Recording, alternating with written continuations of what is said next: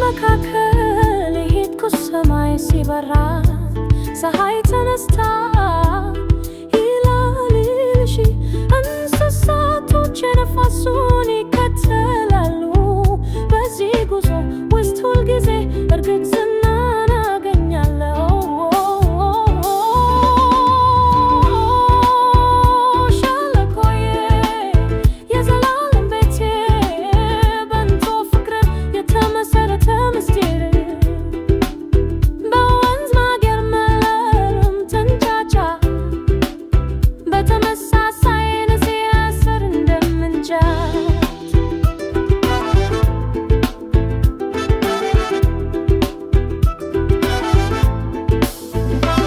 በፍየሎችና በበጎች መካከል እኔ ጉዞ ነኝ።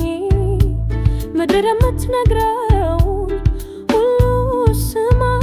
የአያቶች ታሪክ የማይጠፋ እና ማህበረሰብ ተሳትፎ እንዴት